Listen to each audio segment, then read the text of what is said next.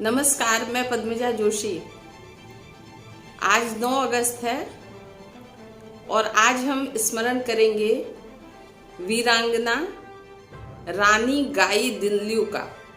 Okay, तो शुरू करते हैं। इनका नाम रानी गिडालू भी था। ये नागा आध्यात्मिक और राजनीतिक नेता थी जिन्होंने भारत में ब्रिटिश शासन के विरुद्ध विद्रोह का नेतृत्व किया। इनका जन्म 26 जनवरी 1919 में नुडकाई गांव के कबुई परिवार में हुआ था। बचपन से ही इनके वीरतापूर्वक कार्यों को देखकर गांव की महिलाओं को इस बालिका पर बहुत आश्चर्य होता था। इनका बचपन गांव की सामान्य लड़कियों की तरह ही बीता था। इनका चचेरा भाई जोनार्ड था जो इनसे लगभग 10 वर्ष बड़ा था, लेकिन ये कभी उससे मिली नहीं थी। बताते हैं कि इनके अनुसार इनको सपने में देवी की तरफ से आदेश होता है और वे इनके जो भाई थे चचेरे, वे उनको पूजा करते हुए मंदिर में दिखाई देते हैं। वे एक समाज सुधारक थे और स्वतंत्रता संग्राम सेनानी भी थे। तो ये फिर उनके पास जाती हैं, जबकि ये बचपन से उनसे कभी मिली नहीं थी, लेकिन उनके बारे में इन्होंने जब ये 12 साल की थी तो बहुत कुछ सुन रखा था। और इनके भाई 22 साल के थे, लेकिन वो दूसरी जगह रहते थे और काफी दूर थे, लेकिन उनके बारे में, और स्वतंत्रता संग्राम सेनानी वो हैं और बढ़ चढ़ के हिस्सा लेते हैं ऐसी गतिविधियों में, तो ये उनके पास जाती हैं। उस समय इनकी उम्र केवल 12 साल की थी।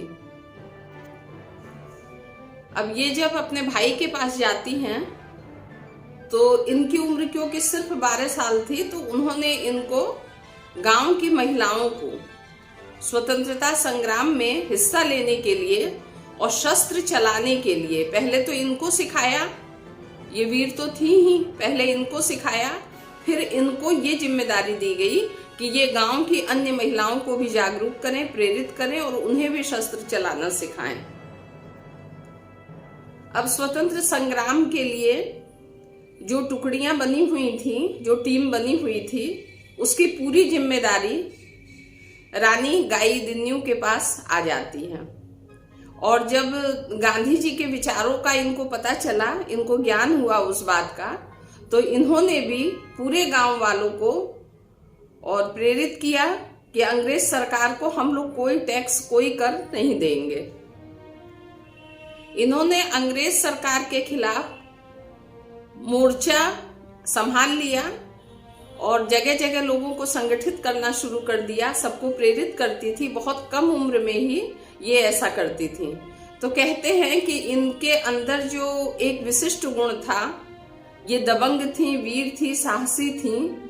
इन सब गुणों को देख करके जो गांव के लोग थे वो इनको एक देवी का रूप मानते थे और इनका सम्मान करते थे, इनकी बातों पे अमल करते थे। इनके बारे में एक विशेष बात जानने योग्य है कि जिस समय ये आंदोलनों में भाग ले रही थी, उसका मोर्चा संभाल रखी थी स्वतंत्रता संग्राम का, तो अंग्रेज इनसे बहुत कुपित थे और इसके लिए इनके गांव और गांव के आसपास के गांवों को, बहुत से गांवों को अंग्रेजों ने जला दिया था। लेकिन फिर भी न तो इनका हौसला कम हुआ, न गांव वालों का हौसला कम हुआ।